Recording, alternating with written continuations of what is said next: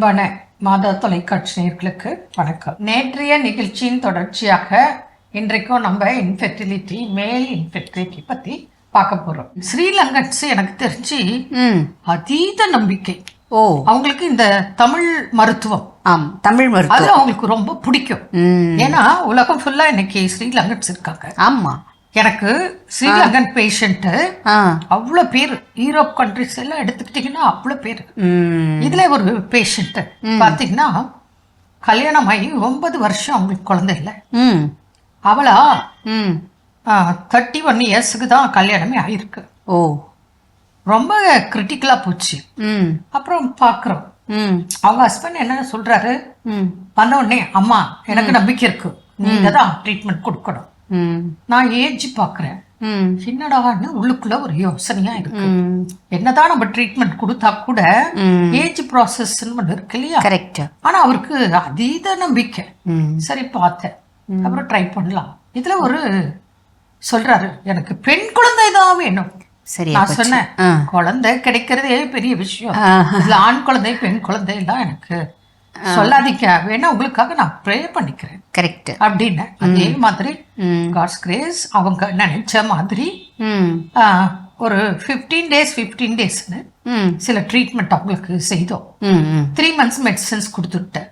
Swiss போயிட்டாங்க. Second month முடிக்கிறாங்க, எனக்கு போன் வருது, அம்மா கன்சீவ் ஆயிட்டாங்க. வெரி குட் அப்படின்னு. அதுக்கப்புறம் பாத்தீங்கன்னா ஒரு தீபாவளி அன்னைக்கு அந்த குழந்தை பிறந்துருச்சு. பெண் குழந்தை.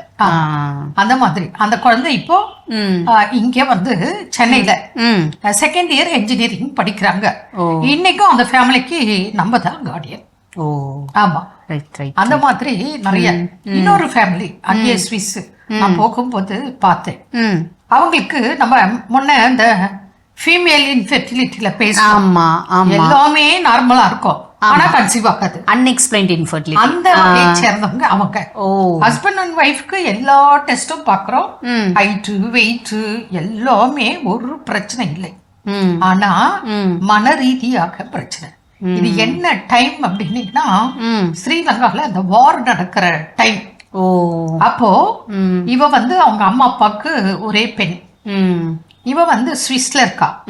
ஹஸ்பண்ட் ரொம்ப நல்லா பாத்துக்கிறாரு, ஆனா அப்பா அம்மா அங்க தனியா இருக்காங்க. கரெக்ட். அப்ப அந்த வார் டைம் போன் கூட கிடைக்காது. அவங்களா போன் பேசினா தான் உண்டு.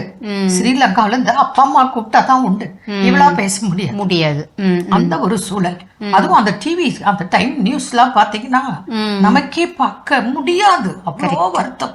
இங்க பாம் போட்டாங்க, சர்ச்சில் போட்டாங்க, ஸ்கூல்ல போட்டாங்க, இத்தனை பேரும் மாண்டு போனாங்கன்னு அப்படியே அந்த வார் தான் காமிப்பான். கொடுமையா இருக்கும்.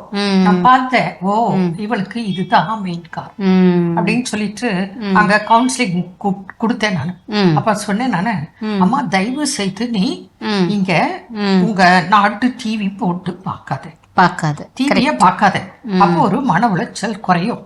அடுத்தது நான் வந்துடுறேங்கிறா, கூடவே வந்துடுறேங்கிறா. சரின்னு சொல்லிட்டு நானு 1.5 months பாக்குறேன், யூரோப்ல இருந்தேன். அப்ப நான் சொன்னேன், இந்த தேதிக்கு நான் போறேன், நீ என்ன பண்ண அடுத்த நாளுக்கு டிக்கெட்டை போடு. நான் இப்ப 15ஆம் தேதி போறேன்னா நீ 16 நெக்ஸ்ட் டே